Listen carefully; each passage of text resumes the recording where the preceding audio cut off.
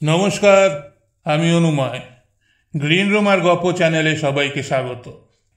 এই এপিসোডে আমরা কিশোর কুমারের এমন একটা গানের কথা শেয়ার করব যা নিয়ে রাজেশ খান্না আর অমিতাভ বচ্চনের মনোমালিন্য হয় এবং পরবর্তীকালে ফিল্মটা ইতিহাস সৃষ্টি করে।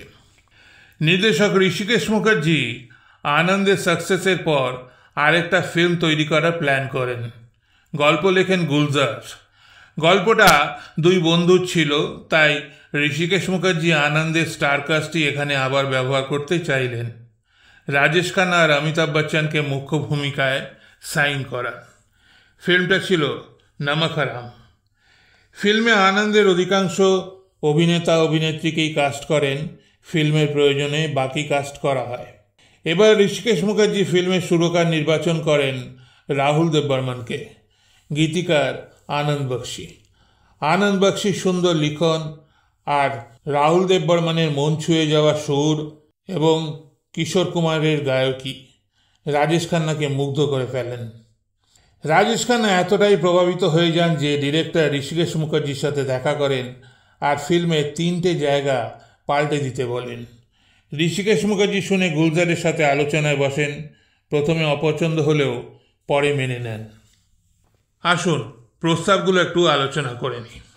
প্রথম প্রস্তাব ছিল, ফিল্মে রাজেশ খান্না শুধু একটাই গান ছিল, আর 3টে গান ছিল যেগুলো অমিতাভ বচ্চন, আসরানি আর রাজা মুরাদের ওপর ছিল।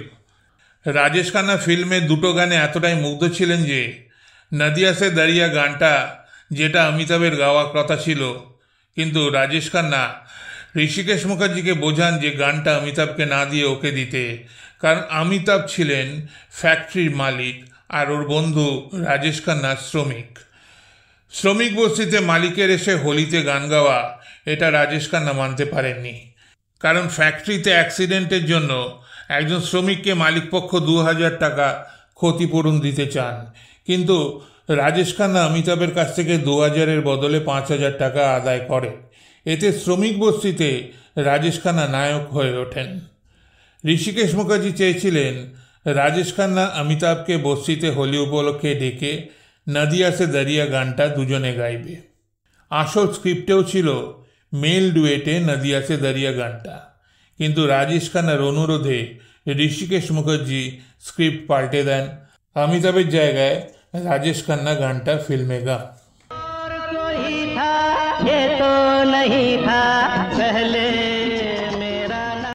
দ্বিতীয় প্রস্তাব, কিশোর কুমারের আরেকটা গান ছিল যেটা গাওয়ার কথা ছিল আলম, যেটা করছিলেন রাজা মুরাদ। ফিল্মে আমরা দেখেছি গানটার সময় রাজা মুরাদ প্রায় মৃত্যুশয্যায়। স্ক্রিপ্টে ছিল এই শেষ সময়ে রাজা মুরাদ मैं शायर बदनाम हूँ গানটা গাইবেন, কিন্তু রাজেশ খান্না ঋষিকেশ মুখার্জিকে বোঝান যে মৃত্যুশয্যায় শুয়ে কিভাবে গানটা গাইবে। আলম ঠিকমতো কথাই বলতে পারছে না, ও কি করে গান গাইবে ওই অবস্থায়। তার চেয়ে বরং আলম আমাকে অনুরোধ করবে আর আমি গাইব। ঋষিকেশ মুখার্জি এই প্রস্তাবটাও মেনে নেন আর স্ক্রিপ্ট বদল করতে রাজি হয়ে যান, কারণ আলমের মৃত্যু সিনটা মানুষকে নাড়া দিয়ে যাবে। গুলজার আর ঋষিকেশ মুখার্জি সহমত হন আর কিশোর কুমারের গানটা রাজেশ খান্না গান, আর গানটা অমর হয়ে যায়।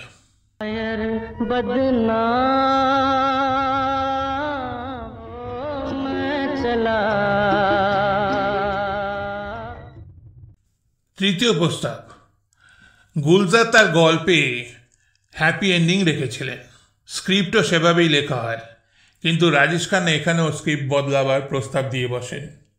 অমিতাভ যাতে রাজেশ খান্নার ওপর টেক্কা দিতে না পারে, সেই জন্য প্রস্তাব আসে যে গল্পের শেষে সোমু মানে রাজেশ খান্নাকে মেরে ফেলতে।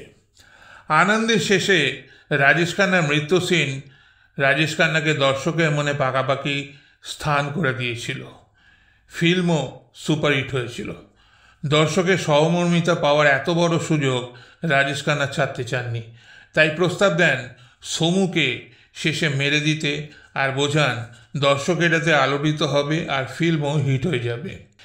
ঋষিকেশ মুখার্জি আর গুলজার এই প্রস্তাবটাও মেনে নেন আর আবার করে নতুন স্ক্রিপ্ট তৈরি করেন যেখানে গল্পের শেষে সোমু মানে রাজেশ খান্না মারা যাবে, কিন্তু অমিতাভ বচ্চন স্ক্রিপ্টটা আগেই শুনেছিলেন, জানতেন গল্পটা কিভাবে বলা হবে।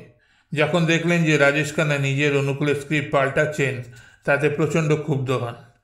সরাসরি ঋষিকেশ মুখার্জিকে কিছু বলেন না, তবে সিদ্ধান্ত নিয়ে ফেলেন যে রাজেশ খান্নার সাথে ভবিষ্যতে আর কোনো ফিল্মে একসাথে কাজ করবেন না। আর সেটাই হয়।